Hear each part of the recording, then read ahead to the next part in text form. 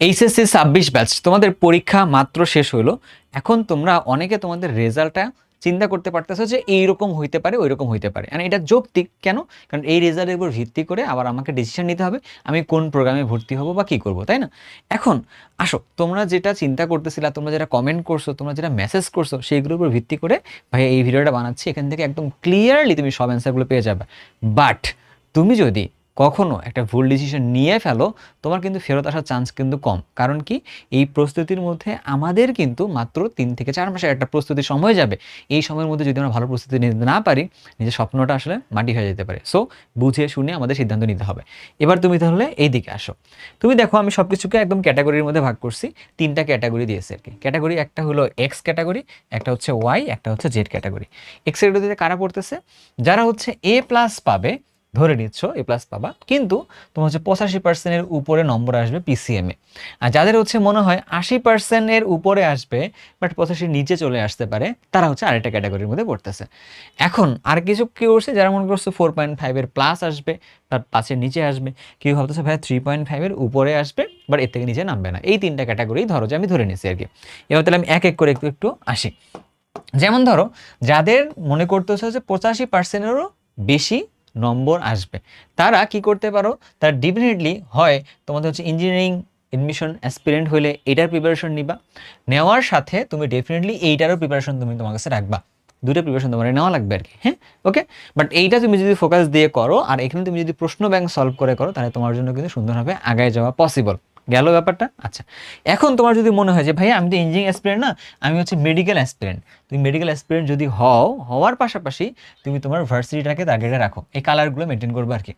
মেডিকেলের পাশাপাশি তুমি কী রাখবা? ভার্সিটি রাখবা, অথবা ইঞ্জিনিয়ারিংয়ের পাশাপাশি তুমি ভার্সিটিটাকে রাখবা, বাট ভার্সিটি তোমার রাখাই লাগবে। ক্লিয়ার কথাটা? ওকে। এবার যাচ্ছে হচ্ছে 80%-এর বেশি নম্বরটা আসছে। এখনও আমি তোমাকে সেইমভাবে পুরোটা করতে বলবো, আমি তোমার কাছে সেইমভাবে পুরোটা করতে বলবো, কিন্তু তোমাকে আমি আবার এইটা বলবো না তোমার যে ভাইয়া এইটাতে তোমার কতটুকু চান্স থাকবে, জিনিসটা বুঝে দেখো কিন্তু। কারণ এখানে তোমার যদি মেডিকেল হয় তাহলে তুমি এটা করবা আর কি, সেমভাবে যাবা। কেন বলো তো? কারণ 80%-এর উপরে বেশি নম্বর আসলে আমাদের হয়তো বা বুয়েটের টার্গেটটা মিস হয়ে যেতে পারে, বাট অন্যান্য ইঞ্জিনিয়ারিংগুলো কিন্তু আছে।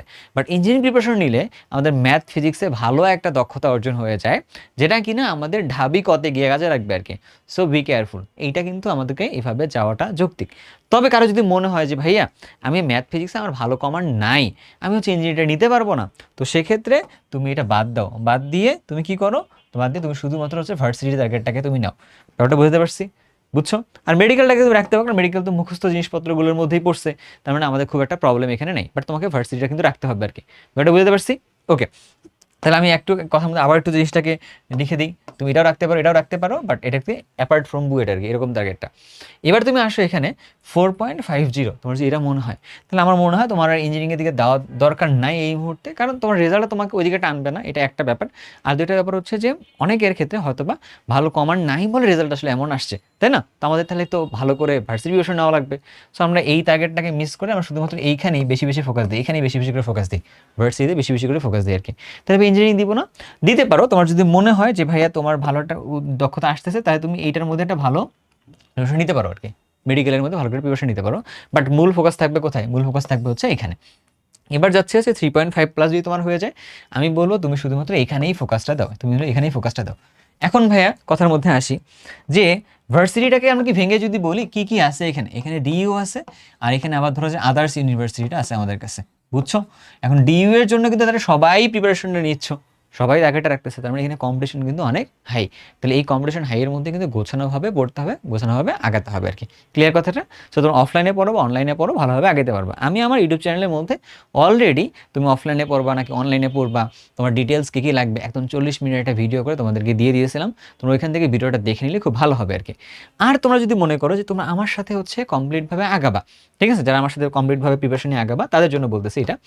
ইঞ্জিনিয়ারিং এডমিশন প্রোগ্রামের ক্লাসটা আমরা শুরু করবো হচ্ছে 9 তারিখ থেকে।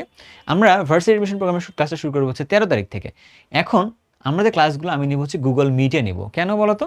অনেকে থাকে না যে বেসিক থেকে আসলে খুব প্রবলেম আছে, একটু কথা বলতে চায়, কথা শুনতে চায়, আবার যারা ফেসবুকে গিয়ে ক্লাস করতে চায় না বা ওয়েবে গিয়ে ঝামেলা হইতেছে, গুগল মিট থেকে ক্লাস করতে চাচ্ছি আর কি, তাদের জন্য বলতেছি ভাইয়া ডেডিকেটেডলি এবার টার্গেট নিছি যে যারা আমার কাছে পড়বে তাদেরকে যেন আমি চান্স পাওয়াইতে পারি, এইভাবে আসলে পড়াবো আর কি, এরকমভাবে ব্যাপারটা থাকবে।